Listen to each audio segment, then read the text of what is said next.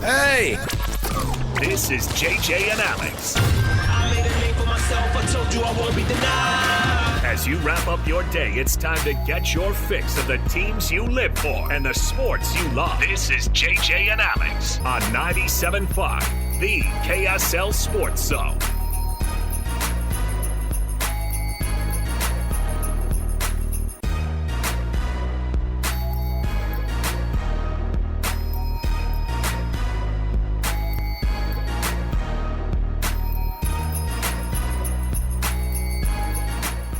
What's going on, everybody? Welcome on into the program. Your post-Super Bowl edition of JJ and Alex right here on 97.5, the KSL Sports Zone. Sly Sylvester, the sunglasses went on, which means we can start the show now. It's official. You can, as long as you know. Listen, I'm a little concerned for Scotty G because we came in the studio and the Kelly Clarkson shows up on the screen. I'm like, is this what we're watching now to entertain ourselves in the middle of the day? The Boston guys, yeah. Dunkin' Donuts. The Matt Damons and. Let's get off of it. Super Bowl. That's what I'm trying to do. I'm trying to figure it out.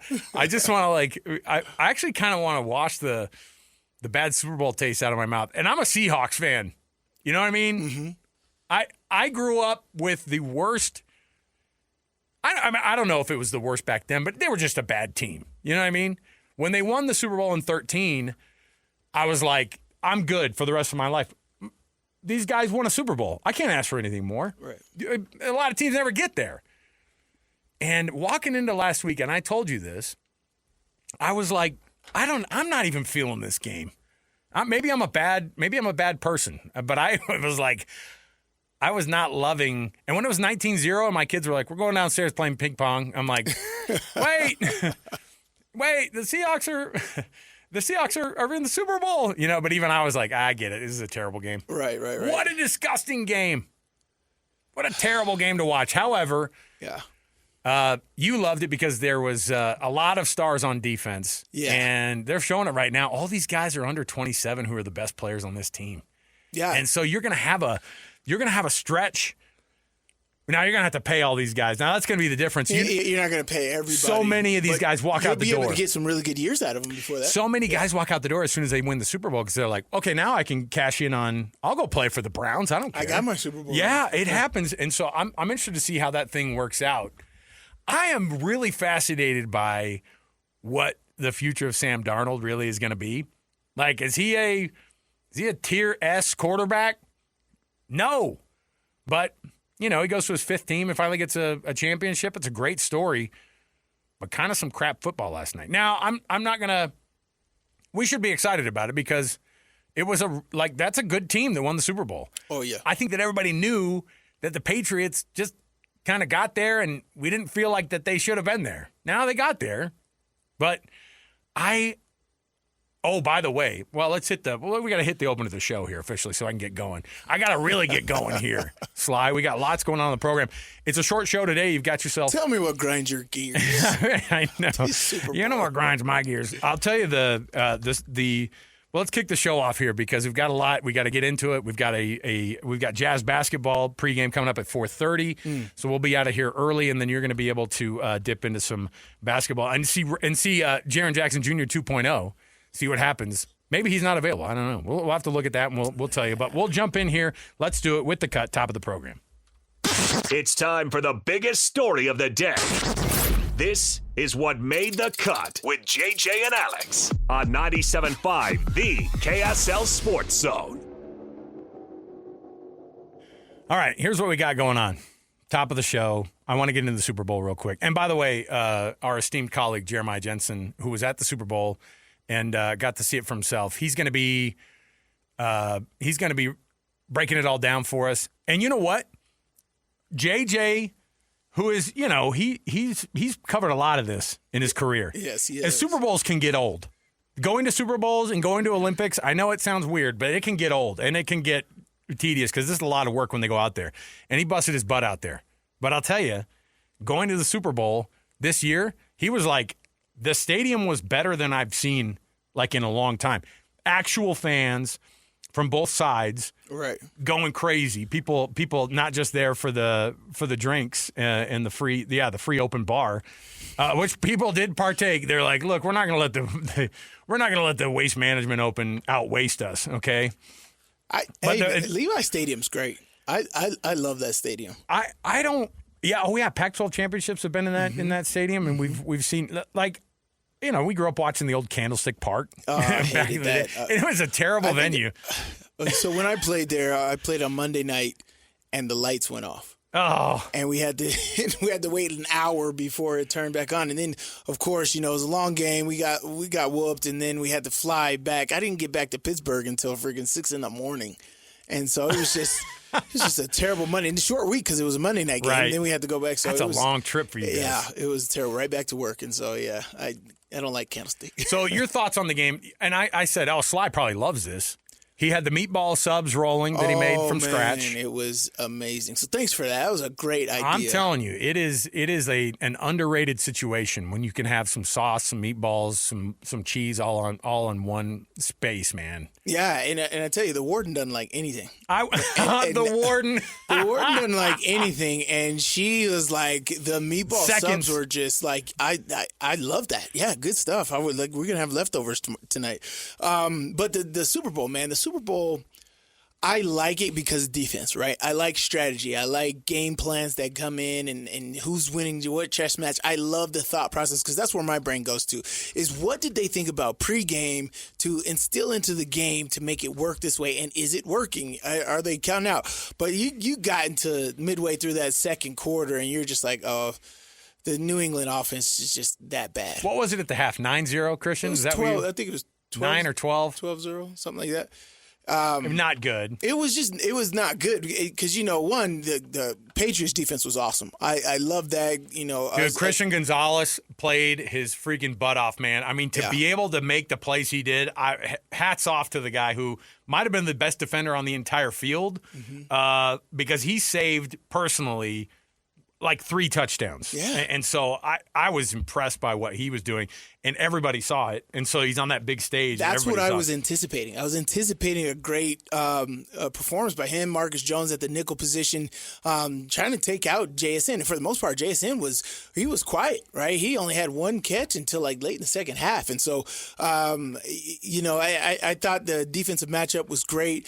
But once you've seen how like terrible the New England offense was, and that goes back to the whole statements of they played a terrible schedule. They didn't have a really anybody to really challenge them throughout the year, and then it sucked from that standpoint because you just knew at that point in the game, I just knew that they don't have the juice to come back late. Drake May did show a little something in that fourth quarter, but by that time, you could see that first half he was rattled. He was getting off his step. Even that interception in that fourth quarter, I don't know how he threw it. He was forcing it. He was trying to force so much. But you threw it at him instead of where he was going on that. Right. And like if you actually let him, you had a chance. But if they felt Hail Mary-ish, like on that last throw, on a couple of them where he's just throwing up and there's 3 defenders going up with the wide receiver for the ball. And that's why you want your veteran quarterbacks, right? Tom Brady's, your Aaron Rodgers, because they know at that point it's like, okay, we don't have to win it all on this drive. We can itch back in here. Whether we get a field goal here or we get a touchdown, it doesn't have to be 2-point. The 2-point conversion could be the next time. And as far as you get a younger guy who's more inexperienced, yes, it's this Jake May's second year in the league. He's like, I got to go for it all. We're so behind. I got to get splash plays, and that's the only way we're going to get back. And so just the storylines from that point and knowing. But as far as me, I love great defense, great defensive performances like Christian Gonzalez, Witherspoon on Seattle, and that defensive backfield for Seattle to where they could only rush 4 and get the same amount of pressure as blitzing. That nickel blitz, we run it at Utah all the time. I absolutely love it. Witherspoon was a terror. Oh, my gosh. But his juke moves that he put on the offensive lineman that knew he was blitzing was just out. You don't get DBs that are able to do that. So, there was just appreciation from that standpoint that I really liked. But, yes, I have seen better Super Bowls. But it was at the end of the day, Patriots didn't have it. And I thought maybe the weather in Denver was the issue as to why it was the offense was just blah. But you could tell that definitely wasn't the issue. They have a bad O-line, and I think that's exactly where they're going to try to attack here in the draft and in free agency. So, interestingly enough, Brian Diardo, by the way, who we had on Friday from CBS Sports, he updated his list of worst to best Super Bowls. Do you think this one ended up in the top 5 for the best? Top 5 on the bottom.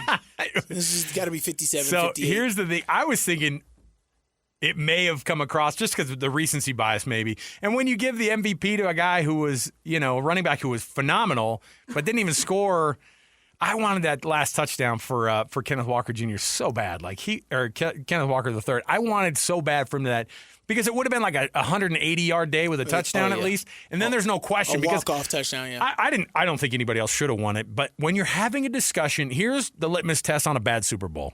Tell me if you guys agree.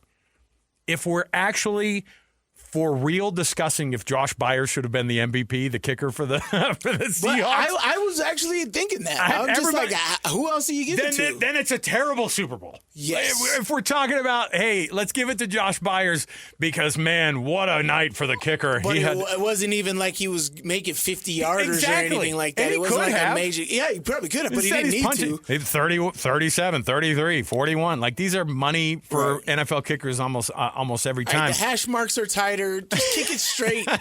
Come on, man. Yeah. So, I agree with you. If you have the kicker in consideration, something's up.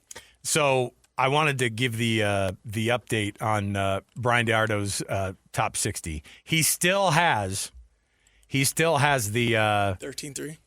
The 35-7 Ravens game as the dead last worst. And so I when I looked at it, I thought I might see this one there. He still doesn't have. He has the other Seahawks Super Bowl is 59. That's terrible. The Broncos? The 43-8 game is 59. The 49ers Broncos is still there. He put Super Bowl 60 at 56 actually. So I didn't hate it. I didn't hate the pick. I don't know if it meant that it was actually. I don't know. It to me, you're going to have so many of these games that are. They've been blowouts so many times. Why were you upset about that one? As a Broncos fan, I was hoping that this win would make everybody forget about the one the Seahawks win 12 years ago. Yeah, I want people to forget about and move past that one. So, but if you're a Seahawks fan, you're not loving the fact that your team is a part of a couple of the worst Super Bowls in the history of the game. You know what I mean? Like that's a hard one to swallow. And at 29-13, it's a weird score. They had a weird score in the 43-8 game. Like that, who gets it? That might have been the first game ever played in the NFL that ended 43-8. You know what I mean? Like, and 29-13 was weird. And anyway, here's my thing. I was shocked that they got it even to that point. Why football is football, right? It's one game. Everybody, and I said this before on Friday. I'm just like, you can bank on somebody possibly having a bad game. Even if it's not even like they're not a terrible player, it could just not be their day. And then the snowball effect of it happening, man. And that's what sucks about, it being the Super Bowl. There's no 7-game series here, right? And so Drake May that's what he said in press conference. I wish I could just all redo it. I mean, but at the end of the day, you can't do it. You have to show up now, one instance, long pregame, long halftime, and you got to make whatever football 60 minutes work in that capacity. You got one shot, right? And there's no telling if you'll ever be back, i.e. me. By the way, during all of this, because at the end of the game, they have, is it Jody Allen? She's the chairperson now? So not Paul Allen's wife, by the way. That's his sister. Was she the one who got booed? I wasn't sure who was being booed. No. You know what's funny is she wasn't being booed. What was it? The camera moved to Cooper Kupp during it broke away, and it was showing a bunch of players up on the screens. And every time that Cooper Kupp caught a ball or any time he was showed on the screen, all the Seahawk fans are going, Coop, because that's what they do when he touches the ball. Okay. Right? And so it did feel like that, though. I thought to myself, oh, boy. Yeah, because the announcer said that. And I was like, is she really getting booed? No, like, what did she do bad? I don't know the story behind that. No, they showed – I said the same my son was like, why are they booing her? I go, no, they just showed Cooper Kupp. And then every time they show him – and by the way, phenomenal game from him. To imagine going from the Rams to the Seahawks and that he's a Super Bowl champion again there at Seattle is a pretty wild tale in its own. But and he had a great game because Smith and Jigba was absolutely locked down. Yeah, I mean, what a phenomenal job that Christian Gonzalez did. So in that aspect, there was a lot to watch. It was good. And while Jody Allen's up on the podium, all I could think about was this is really funny because they announced that the Seahawks are going to be up for sale at some point here in the next little while. So they're expected to put the team on the market by Paul Allen's estate by the end of the month. That's what they think. Wow. So she's out. How about that? Any guesses on how much you think the Seahawks? After winning the Super Bowl, that's what I was like. If you ever wanted to put something up for sale, this is exactly how you'd want to do it. This is the best time to just right when you got the car detailed. That's when you sell it. I think. You get the oil change. You're like, oh yeah, no, the engine's not knocking. No, I just turned off the check engine light 5 minutes ago. But I say it goes for about $3.84 billion. It is right now, according to analysts, that it will go between $8 and $11 billion. Shut up! In the Cowboys, $10 billion. This is what I'm saying is that I bet that means the Cowboys are 15. 17 billion. What? Yeah, because they put it the estimated price. This is according to one of these financial websites. I was looking at it. They go, the team is highly valued, recent success, all those things, blah blah blah. But they said experts project it could be as low between 7 and 8 billion, or it could be as high as 9 to 11 billion. As low as 7. Wow. So they're saying the floor is 7 billion for the Seahawks. Now, again, like I said, the most valuable franchise on the entire planet for any sport across any continent is the Dallas Cowboys. Mm-hmm. And that means I wouldn't even doubt if they went for $11 billion, which it'll probably be more along the lines of that 8 to 9 maybe. But if they go for $10 billion or approaching that, Jerry Jones is loving it because I bet they're probably worth. Yeah. Maybe they hit that $20 billion mark. I don't know, but that's where we're at for this one. What did the Lakers just sell for? Was that $10 billion? Was it $10 billion? $10 billion. Oh, see, that's crazy. That is crazy. Lakers sold for 10. Celtics were 6.1. Commanders were 6.05. Yeah, and that was the last NFL team to get sold. And what's interesting about that was it was an awkward time. Yeah, it was Snyder, bad. He had to get out. But that is a valuable franchise. Right. Like that's a really that is a historic, valuable franchise. It goes for $6 billion, and now they're just saying, "Hey, look." And if you think that the Super Bowl was expensive this year, just wait. Or it was expensive. It's always been expensive. It's been the most expensive thing. We could always talk about the ticket prices every year, but it is now in a stratosphere that. We're going to be sending robots to this thing because no human is going to be able to watch this thing and afford it. Now, I mean, it is crazy to see the amount of money that people are spending to get in. $5,000 just to walk in the doors is wild. $180 beef shank burger that you get at the stadium is quite weird, right? So what I'm saying is $9 to $11 billion for the valuation possible for it. Now, and then everybody's speculating that Jeff Bezos is going to buy the Seahawks. Obviously got his start. Amazon is a Seattle product. So, I mean, I don't know. I'm looking at this thing and I'm going, okay. So then my mind goes directly to where do the Seahawks land on favorites for next year? You ready for odds? So the odds makers have the Seahawks as the number one favorite for the next Super Bowl. I don't know if I necessarily believe that, or if you want to hang your hat on, a team that obviously they got to the Super Bowl, they just won it. How much of the defense sticks together? I don't know if that means that for me, I don't know what it actually means to say, hey, they're the favorite, just because they just won. But guess what? The Patriots, guess where they are on odds list? Right behind them. Number 6. Oh. In odds. Yeah, the Rams and the Seahawks are basically right next to each other. Everybody's still putting them right there because the Patriots just lucked out is what it. That's what Vegas thinks for sure, and I don't know if they're wrong. Like, to be honest, if you were to do the math in your head, that team that played last night feels like they would not get as far as they did. And that is why football is so great, because you do have opportunities where you can luck into situations. But, like, if you do get into the situation, you got to swing and swing hard. And I just don't think that New England was able to swing hard yesterday. And because, yeah, maybe they didn't deserve to be there, but they're there, right? And so if you win out of a situation where you're not supposed to be there, man, you just missed a premier opportunity because it's going to be even harder for you next year. I don't think your schedule, your division is going to be as friendly as this year was to get you back to that scenario because people are going to be gunning for you anyway. Look, for entertainment purposes only, but you want to hear what the craziest bet on last night's game was? Somebody, a dude. Streaker? Put 50 the streaker. Anytime the kids are like, why are they showing these players like on the sidelines right now? Why aren't they playing? I go, there's somebody on the field, I guarantee it. But they've gotten perfect. They've gotten so good at not showing those guys. But of course, I go, yeah, but go to social media. We'll be able to see who this guy is. And you have 48,000 angles of how it happened. So a guy back in August placed a $50,000 bet on the Seahawks winning the Super Bowl. In August? In August. Are you ready for this? At 60-1 odds.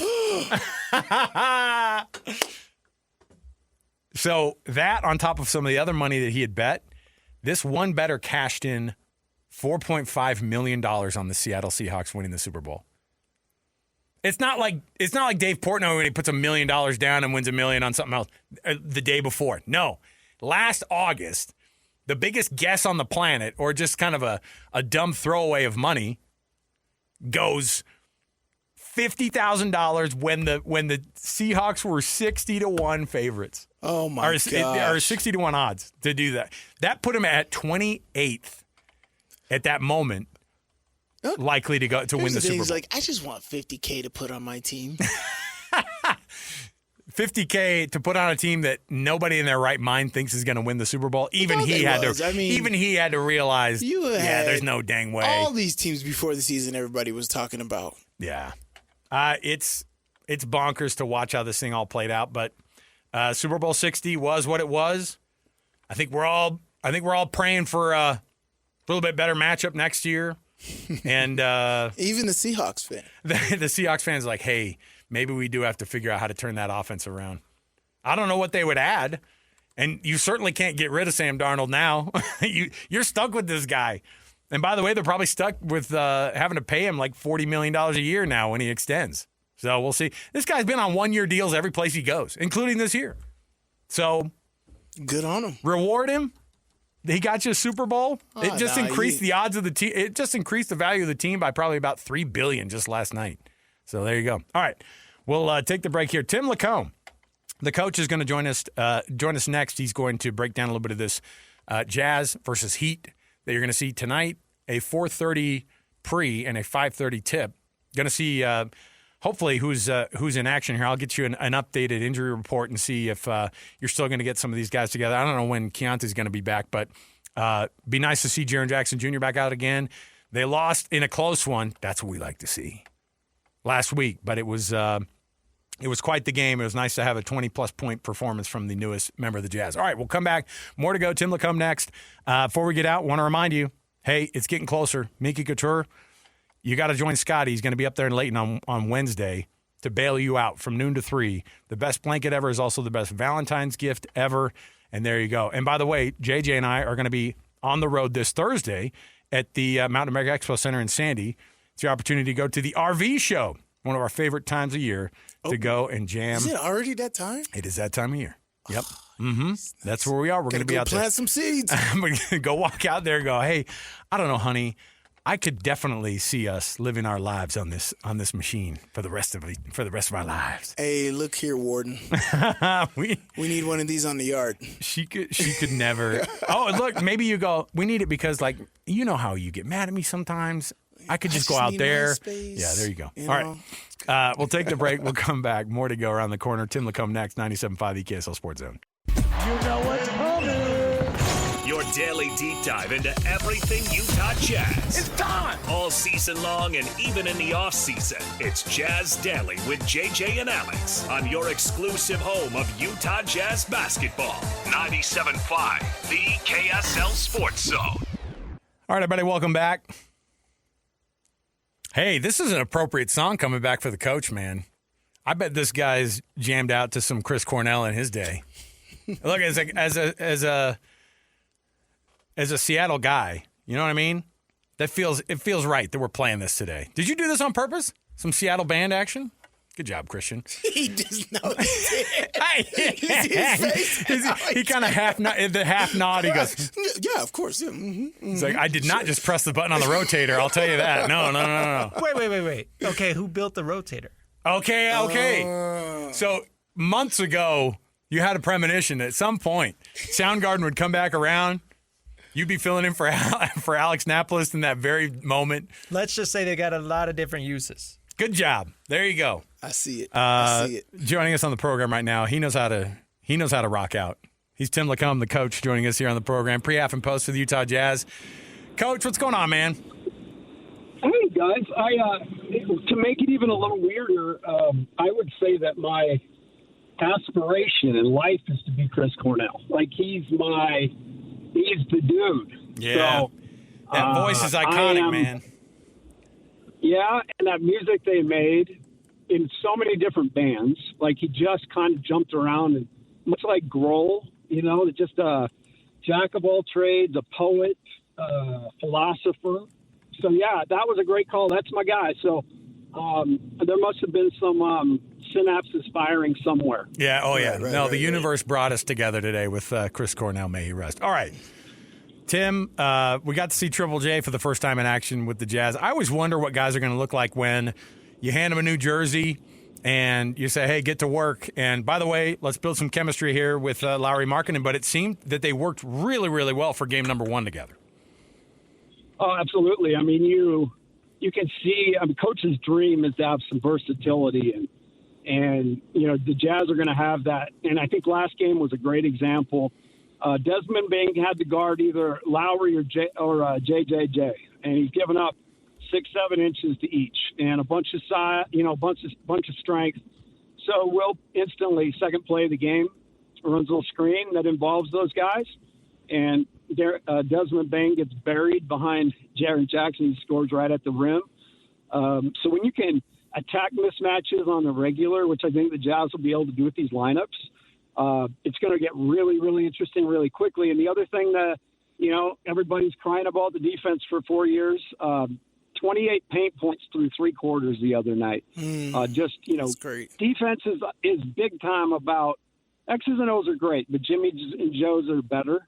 And the Jazz have a little bit more oomph on the defensive side, with the size that Jaren brings. Man, yeah, I agree with you. Front court, versatility is epic, because when you get your point forwards and you get guys that can be out on the perimeter and even block to block, be able to do their own little pick and roll game down low in the mid range or whatever, it's just awesome. But for me, I just want to get down to juice. What's going on? What's the Jazz doing here? They had an epic lead and then just fumble of putting guys on the bench. I know it's what everybody's talking about, but what is your tankathon impression in what's going on here and how Jazz are going about it? Well, I mean, I think it's pretty well documented that the Jazz have almost fiscal responsibility in a lot of ways. This is a business decision that was inherited, that they inherited from a previous, group that was running things. And, this tick and the strategy and everything else, I don't love, I grew up in the 80s NBA where it was like hair and blood and eyeballs. But I think, just like, you look back on your college days, Sly, how much money you made in NIL. The bottom line is I don't think about that at all. Yeah, I bet you don't. But I guess my point is, as things change and evolve, so does strategy. And while it's not, the greatest thing in the world, right. I think now with this trade, at least it's digestible because you can see, in everybody's mind, there was quote unquote no plan the entire time. Well, the plan is based on a team like Memphis absolutely self-destructing, and have to move pieces for no other reason than they have to move them. Mm-hmm. You know, they're moving a high character guy and moving a former All-Star. So I think seeing that in the lineup, seeing that paired with Lowry and what that can be, you know, I'm almost calling these 30 games the pre-training camp because I think Will be able to try a ton of things, and he has never shied away from starting guys, you know, or finishing games with different guys. So, you know, I guess for the rest of us, that's kind of the way we got to view it. Key, obviously, they're kind of rolling him out as slow as they can to make sure that ankle can stay together, and they want to make sure that they're doing it right. He had 13 minutes the other night. I'm sure he's chomping at the bit to be able to see what he can do also with Triple J. But when he is healthy, what's that going to do, like from an X's and O's on the basketball court? How's that going to help Key's game and Jaren Jackson Jr.'s game kind of at the same time? Those two guys, what can that layer be when they're both on the court and healthy? Well, so the first part of that, Keontae rolled that ankle really severely in the game the other night. It's same ankle, and you know he tweaked it the first night. It was fortunate it wasn't a crazy roll the first night, but he rolled it over, and he actually wanted to go back in the game, but you know that's two rolls of the same ankle, and I would imagine that we're not going to see him, you know, until after the All-Star break. But with him in the lineup, and again, let's just say for fun's sake that it's Ace Bailey and Lowry and JJJ and Walker. I think, first of all, you look at the offensive side, and what you're looking for is gravity. You're looking for, when you put a scouting report together, you know, the key to a game is, when you're defending, is how many times do we have to put two guys on one to solve a problem. And, you know, sometimes you have to double a ball handler, you have to double the post. And so really, schematically, the Jazz, just by virtue of their personnel, create a major problem for other teams to have to adjust to. So the Jazz already kind of out of the gate are going to have an advantage in a lot of areas. Keontae is just one of those guys with a whole lot of gravity. You know, the fact that he can distribute the ball the way he does, and he's so willing to pass, you know, almost 7 assists a game, but then his efficiency spiked this year. And so I think all those things are great because you run ball screen with he and Lowry, or he and Jaren. You know, people have to make decisions, and, you know, they're going to put two on the ball. You're going to move it really quickly, and you've got shooters everywhere. So with those guys out there, in my mind, Lowry's an all-star already. Jaren's an all-star already, and Keontae's had an all-star year. Man, that's a lot of great opportunity. Man, on the defensive end, it's all about length. The Jazz will be so long. Just their wingspan, and that's a huge. A lot of defense is presentation. You can make up a lot. Just like football, it's speed. Mm-hmm. In basketball, it's length. So you can make up for some things with length, and then, you know, you throw in the dominant rim protector that Walker is, and what Jaren can do from the weak side. He's blocking almost 2 shots a game right now. You know, you start to think, man, if they can really put this thing together. All this experience Flip's got, all this experience Collier's got, all this experience Sensabaugh's got. I mean, solid, proven guys behind, you know, that have played in guts of NBA games, started them, finished them, and had big games. So all of a sudden, great 8-man rotation right there. Yeah, I mean, it's pretty nice, right? And then you still got, and the reason you've got to do this tank, right? Because you still got one pick sitting there that you've earned. You've earned it over the last 4 years, so to abandon that now would be idiotic. It would be asinine, right? But you add, but it sucks. I get it. But you now add somebody 1 through 8 to that lineup, man. I mean, and say, you know, lightning strikes and somehow, some way they move up in the lottery instead of down. You know, you're in the top 5 possibly this year. So, dude, it could get crazy cool really fast. The coach, Tim LaComb, joining us here. We've got Jazz basketball in 45 minutes. You're going to get the pregame where we'll also be able to hear Coach. Real quick, this Heat game tonight. I'm sorry we got to take you off the air. I know you hate that. Well, I'm like, listen, I got stuff to say, and I'm not allowed to say it as soon as it hits 4:30 because then we turn it over to you guys. So we'll let you take over. I'm okay with that. But this Heat game, what do the Heat bring to this one, and can they have a similar type of a night that they did against Orlando? They led that game for so long, and I know they kind of lost it at the very end, but I think we all looked at it and went, oh, that's kind of nice. A nice game by those guys. What do you expect tonight out of the Jazz versus the Heat? Well, with the Heat, the number one thing that they bring to the table is pace. They are the fastest playing team in the NBA since 1991-92 Golden State Warriors under Don Nelson. So they get the ball across half court, make or miss faster than anybody else in the league. So that was really quite a shock to the Jazz when they played them here in Salt Lake.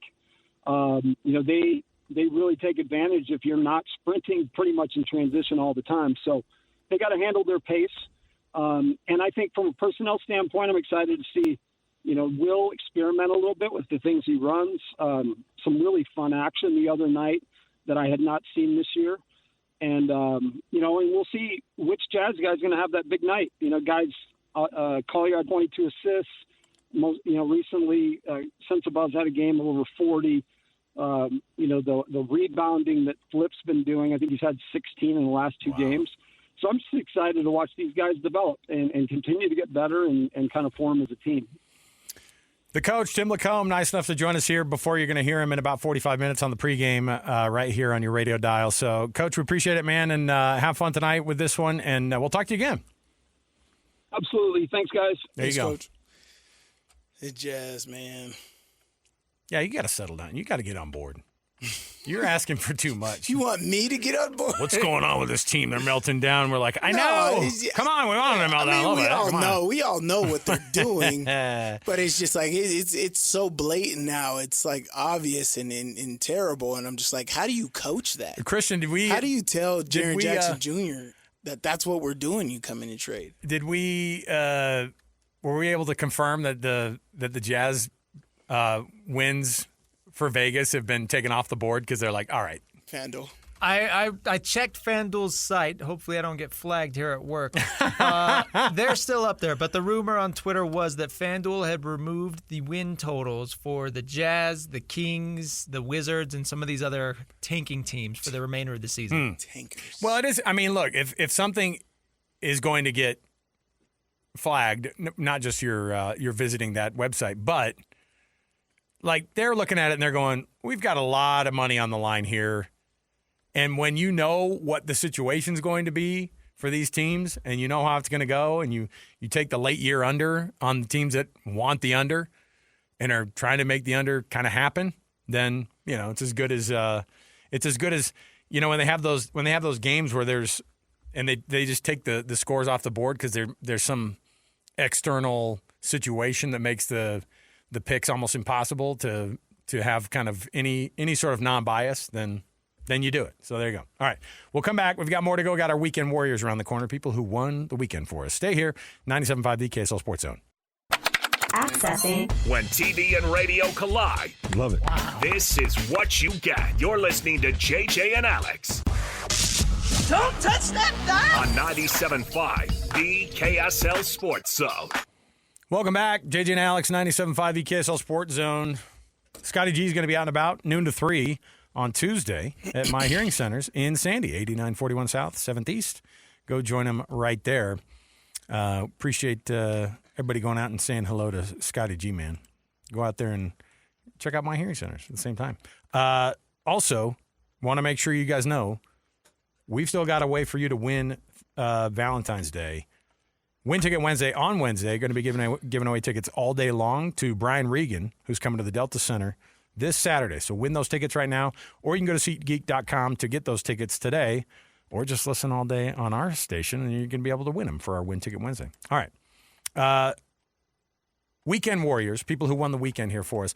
I did kind of go full Seahawks defense. I thought that they were everything as advertised. It's rare that we tell ourselves, well, the Seahawks are going to dominate this game because that defense is so good, and then to have it play out exactly that way, that they were it was the thing that made this game a blowout. It wasn't the Seahawks offense, it wasn't Kenneth Walker Jr. or Kenneth Walker III. Because I'll tell you, it was good. He played well. He had 95 yards in the first half. It was the quietest 95 yards in the first half of the Super Bowl I've ever seen. Because you're like, how many yards do you have? If you'd have told me he had 38, I probably would have believed you. But he broke off a couple of big ones. Right. But they turned into field goals, so you don't think to yourself, oh, he's having a massive half. He did end up winning the Super Bowl MVP honors, so Right. good for him. So Kenneth Walker III, also one of our weekend warriors. Sam Darnold, got to throw it down for that guy too, and you got to throw it down for what he had to overcome. Kind of crazy. It's a great story. It's awesome. Also, sorry BYU fans, the Houston Cougars, weekend warriors. I mean, they came into the Marriott Center, it got close, and then they pulled away like, hey, this is our game. And Houston is a force, and they are really good. And I'm telling you, BYU's got to get right, man. They got to do something on this basketball it's their court, first dude. halves. Those It is first so halves. bad. Yeah, It is so bad. They're banking on these second half runs, which they've been doing great with it, but they just can't pull through. So if they could fix anything in that first half, I was at the local pub with the boys watching it, and Houston is great. We knew that from their national championship run last year, but. That first half just got them so behind, and then they just play scramble drill in the second half, and then good teams like Houston, Arizona, they're not going to allow you to just come back and do stuff like that. They're going to put you away, and sooner or later, BYU's not going to be there to even have an opportunity to come back in the second half. So they got to fix that first half, and then they could be in real contention come March here. Cannot go without mentioning, because I don't think she got enough attention. I really don't. Park City resident Breezy Johnson wins the downhill gold medal for Team USA on a day that everybody's just going to actually only remember Lindsey Vonn crashing and having to be airlifted out. Breezy got not enough attention on this, I think. And she beats a handful of, she was not the favorite. And she went in there and she got this thing done. It was the very first gold medal of the games for Team USA. So that was awesome. I loved it. It was really cool. So there you go. Those are my weekend warriors. Hey, I want to mention though, it's that time of the week for us to mention that if you were listening to DJ and PK this morning, they gave out our Rocky Mountain Chevy Dealers Play of the Weekend. Your Rocky Mountain Chevy Dealers Play of the Weekend, they gave it out. It was the biggest play of the weekend. If you were listening and you know it exactly, give us a call, 801-575-ZONE. That's 801-575-ZONE, 801-575-9663. And the caller number 12 is going to get themselves a gift card from Amazon, so for your troubles. And by the way, if you're listening, just think about what the biggest play probably was. Do the math in your head, and you'll probably get it. All right? That's my only clue to you. Okay? It was not a field goal. I was about to say, it was field goals, dang it. And it wasn't Mine 5 was field goals. It wasn't 5 field goals either. I'm telling you, that is a great litmus test for a bad Super Bowl. If we were in discussion that the kicker could have won the MVP. I don't know. He had a great game. He was in there. I don't know. Adam Vinatieri just got in the Hall of Fame. No, that's a bad Super Bowl if you got the kicker with most of the points. All right, we'll take the break here, and we'll come back. We've got more to discuss. JJ, who was covering the Super Bowl, of course, out in San Francisco, I think has made his way almost home, but he's en route either way. He'll give us the thoughts on how this one went down for him, and we'll get his thoughts. Plus, we'll get you ready for Jazz basketball at 4:30 against the Miami Heat. Stay here, 97.5 EKSL Sports Zone. Ladies and gentlemen, The biggest name. You're locked into JJ and Alex. With the insight and analysis on the teams you can't live without. This is 97.5, the KSL Sports Zone. Is this Bell, Biv, and DeVoe? Oh, yeah. Okay. I just didn't know if they had broken up at that I point. It was listen just to Bell. this at 6:47 a.m. every Friday on the way to practice. No, every morning. It wasn't to Fridays. Fridays was throwback, but every morning in Pittsburgh, for some reason, Bell Biv DeVoe Poison came on at 6:47 a.m. as I'm pulling into the parking lot to go to work. I played this on the tape player growing up. The tape player. Yeah, for sure. All right. Welcome back to the program. JJ and Alex, 97.5 the KSL Sports Zone. Thanks for being with us. Our program also brought to you in part today by the folks at Hercules First Federal Credit Union, growing stronger together. And also want to remind you to throw those nominations in for the Beehive Meals Hero of the Week program that we have right here on this very program. You nominate the person who does an awesome job in youth sports in your neck of the woods, and then we honor them on the air, and they also get $250 to Beehive Meals. Somebody who's going that extra mile for the youth sports in your area, nominate them right now, kslsports.com/contests, and you'll be able to get them that recognition that they deserve. We throw it all up on the socials, and we love them up on the air, too, so it's a really, really cool program. All thanks to the folks at Beehive Meals. All right. Jeremiah Jensen was out in Santa Clara, California for the Super Bowl. JJ, I may have been mistaken, but I know you've covered a lot of Super Bowls. This sounded like for you that this one was like, it actually felt like a game of some fans on both sides and not as corporate as we've seen before. Yeah, well, you know how diehard Seahawks fans are, right? I mean, they're so diehard. They've got their own names, the 12s. Yeah, I was really surprised, too, because I have been to some other Super Bowls, and you don't see as many people wearing their jerseys walking in, but the fans showed up. I mean, there's a lot of Seahawks fans wearing their gear. There's a lot of Patriots fans, and those are two proud franchises that won a lot of games in recent years, so I get that. But, yeah, it was a really good environment. It was a great Super Bowl environment, not as corporate as it didn't feel as – obviously, it's always going to be corporate. You know, there's plenty of that going on, trust me. But the crowd was loud at all the appropriate times in the stadium. And you felt that before the game, after the game. Seahawks fans are all over the place celebrating. It was a great environment for a Super Bowl. You work with one of those 12s every day, a psychopath Seattle guys. Why is he wearing a Mariners hat today? Hey, I'm sitting next to what him are you right doing? now. It's like just a, you know, I didn't want to gloat. You know what I mean? Like this is a side gloat. You know, I'm not going to go full. You've had this. You would have had your color rush jersey on. Seattle fan stuff that you've been doing for the last month is so ridiculous. You knew this was going to happen. You knew they were the favorite. Alex put 50 grand on the Seahawks. I don't want to rub it in. Like I'm so worried about how the feelings of other fan bases right now. I just don't want to overdo it. One of our producers, Sean Croshaw, walked in with his San Francisco 49ers jersey on, loud and proud. I was like, settle down. Yeah, get out of here. Yeah, why aren't you wearing yours? Come on now, enjoy it. Well, number one, he didn't enjoy the game yesterday. Well, and I wore. It wasn't a great game. I didn't want to go. I didn't want to go 2 days in a row of wearing the same Seahawks gear. You know what I mean? Like it would. And there's some nacho cheese on it. Did you spill barbecue sauce all over it? It's at the dry cleaner. You know, I got to get it out for next year. But as you watch this one go down, it became the exact thing that everybody feared that it would be, which is not a very good game in favor of the Seahawks. Their defense takes over. Were you surprised that all of the things that were said about this game actually came to pass? No, I've been telling. How long? Tell our audience how long I've been telling you, Alex, that this was exactly. You were like, it's going to be a 10+ point victory. The defense is going to dominate. Drake May is. I didn't believe he's it. at the Super Bowl too early in his career. I don't know if he'll ever get back, but all of it happened. I don't know. Nothing about this game surprised me at all. Right from the get-go, the Seahawks were better in all three phases, even on offense. I know the Patriots were more explosive this year. But here's the truth. If you go back and look at the Patriots' schedule, it wasn't exactly juggernauts, while the Seahawks had to win the NFC West, which I don't want to hear any debate. There's no better division right now in the NFL. I think that 3 of the 4 top teams in the league were in that division this year. That's how good that division was, and they won that division. They beat the Rams twice. The Rams were really good this year and had the best offense, I think, in the entire league, the most explosive offense, and it showed because their quarterback, Matt Stafford, won the MVP. So the Seahawks ran a tougher gauntlet. They were more prepared for this. They have more veteran players that have been in these positions before.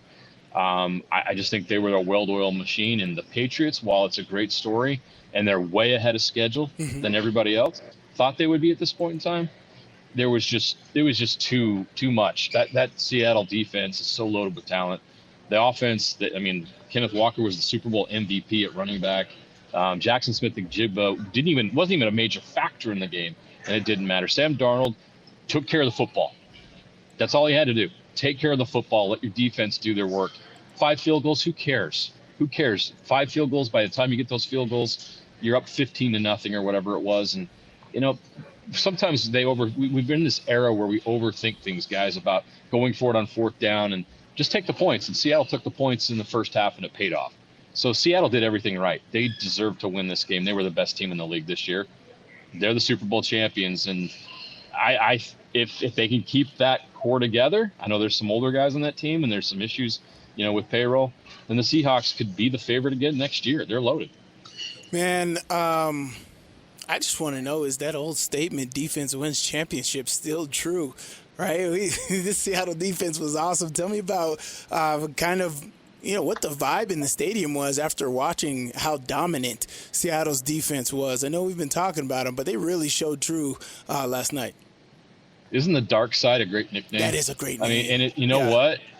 What do you think of when you think of the dark side? You think of fear.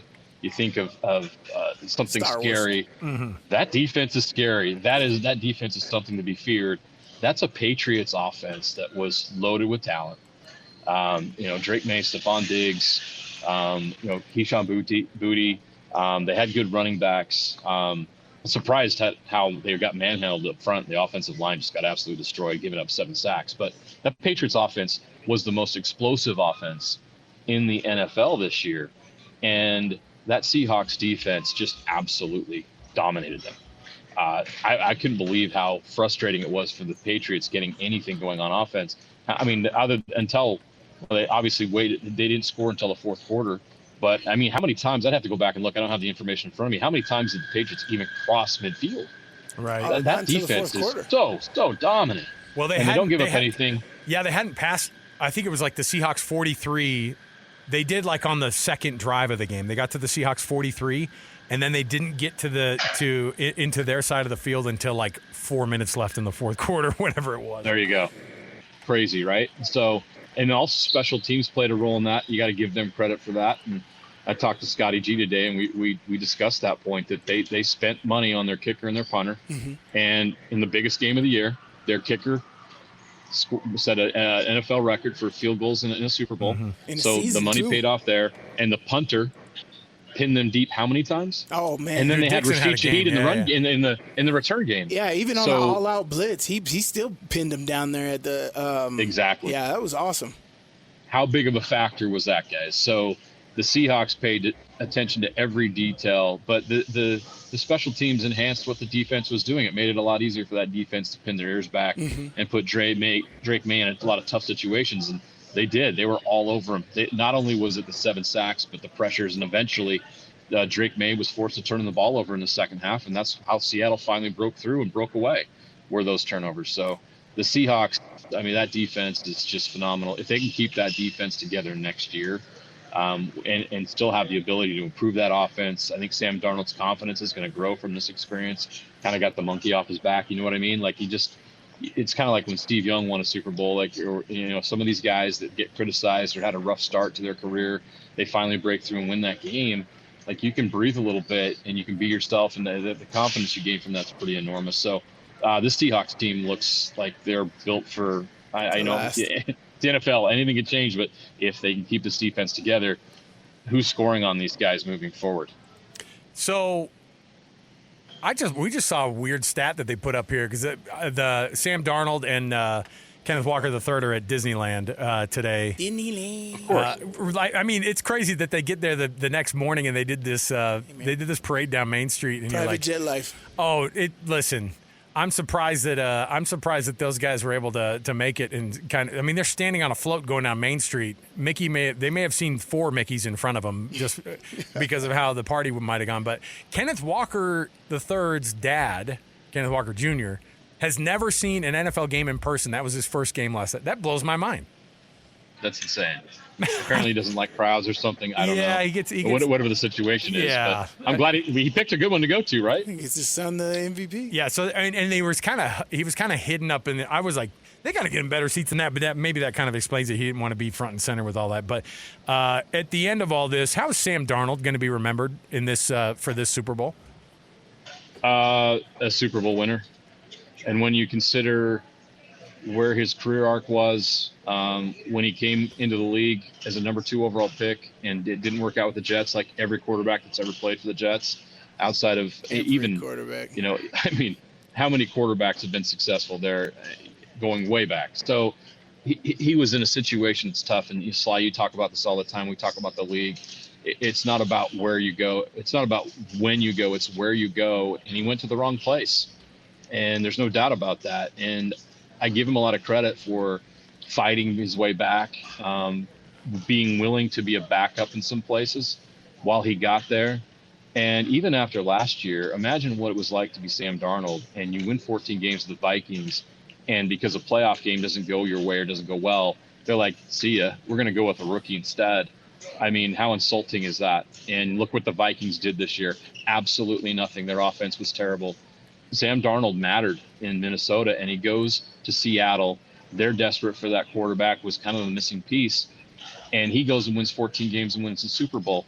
So that's what Sam Darnold's going to be remembered for, is being that guy that came in and helped them get to that point, because without his solid play, and it wasn't perfect all year, he wasn't the best quarterback in the league. He didn't have to be. Right. Like we talked about, they got the dark side.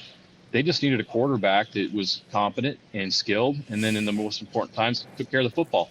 The Seahawks had 0 turnovers in the postseason. 0. Yeah. I believe they're the first NFL team to go through a postseason and win a Super Bowl without turning it over. We expected Sam Darnold to throw like a pick or two, too. We were like, well, he throws interceptions. That was his reputation in the league, right? He couldn't trust him. He throws picks, and that's what happened to him in the playoff game last year.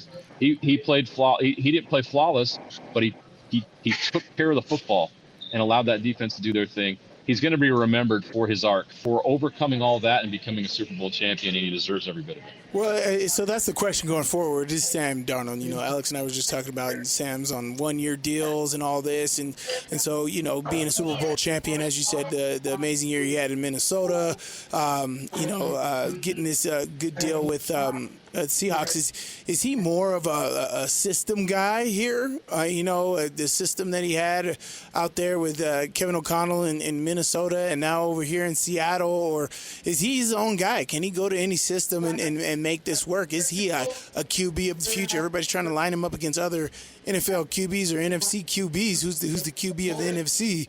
Is he one of those top tier QBs? That's a great question. I think he's got to do it for more than 1 year, right? This is 2 years in a row that he's done this, honestly. People want to disregard what happened in Minnesota. That was a massive – I mean, Minnesota didn't do that well or after he left, so right. You give him credit for that. This is 2 years in a row. He's won 28 games in 2 years. How many quarterbacks in NFL history can say they won 28 games in 2 years? So you have to give him his credit. And you have to consider him among the elite. Now, is he top 5 in the league? Does he crack the top 10? I don't know about that. I'd have to get a list in front of me and kind of go through it. Probably not yet, but he doesn't have to. And he'd be foolish to go off and say, I'm going to go out and prove that I can do this anywhere, because he's already had that opportunity in his career, and he didn't do it in New York. He didn't do it in Carolina. He was a backup in San Francisco. So Sly, you understand this more than anybody. When you can get into the league and you can find a place that works, that you're comfortable in, that you can be successful in, grass isn't always greener. And so if I'm Sam Darnold, I want to stay in Seattle for the rest of my career, at least as long as I'm effective, as long as I can do it, as long as they want me. Right. Because that defense is so good. And Jackson Smith and Jigma's young. Ken Walker's still relatively young. Mm-hmm. I want to stay there and build with those guys. That offensive line is great. Where else would you want to go? If it's a money issue, I guess you can go chase that if that's what's important to you. But Sam Darnold's found a home, and I think for the Seahawks, Sly, it's a perfect fit for them. Right. They don't have to go out and try to get, find their franchise guy or spend a first-round pick on a quarterback. Right. Go draft somebody that's going to help you in the trenches. Go draft somebody that's going to help with whatever weakness you can find that's going to make you better. You've got a quarterback. Is he the all-pro? No. Who cares? He's solid. He gives you exactly what you need. So I think it's beneficial for both the Seahawks and Sam Darnold for him to stay there and be their quarterback moving forward. JJ, real quickly before I get you out here, I'm looking at the odds for next year's Super Bowl. Seahawks are number 1. They have the best odds. Right behind them are the Los Angeles Rams. And I don't hate that pick at all. The Patriots No, I don't either. The Patriots are number 6 down the line. They have the Bills even ahead of them, the Eagles ahead of them. Now, I will give you a thought here because last year at this time, and a better put, I think, what was it, 50 grand on a 60 to 1 odds for the Seahawks, and he ended up just, making a mint yesterday because of a great, just kind of probably a throwaway bet. I don't know who has $50,000 to throw away, but the teams that have the same odds the Seahawks did last year. You ready for this list? Browns. Yeah. The Steelers, the Vikings, the Colts, the Giants. Those are the ones that have the Seahawks odds from last year. So who's going to be that team this year? And it doesn't have to be any of those that I just mentioned, but real quickly, who? Well, give me that list one more time. I'll tell you of that list who has any chance next. So it's the throw the Commanders in there too. Commanders, Steelers, Vikings, Colts, Giants. How about the Colts? Colts. Yeah, why not? The Colts were really good this year until Daniel Jones got hurt. Remember that? Yep. They had the best record in the AFC early in the season. His Achilles goes out. They have a couple tough games. All of a sudden, their season's done. So I don't know what his status is going to be next year, but even if they go find somebody similar to Daniel Jones to step in and play that role, the rest of that team looks really good. You got one of the best running backs in the NFL. Of that list you gave me in that range, I would look at the Colts. And the AFC's wide open, guys. Like, remember, the Chiefs, they're not the same team they were. And their quarterback is going to be overcoming an ACL injury, right? So the AFC's wide open. I think it's much more wide open than the NFC is. I think you mentioned the Seahawks, Rams. If the 49ers can get healthy, maybe they got a shot. Maybe the Eagles find a way. The list of teams that can win the NFC next year is short because the top is so elite right now. The AFC is wide open. Why not the Steelers? JJ, we got to get out. We got Jazz basketball coming up. We'll see you tomorrow, man. Safe travels. Sounds good. There you go. Jeremiah Jensen. We're going to be back. More Jazz basketball next.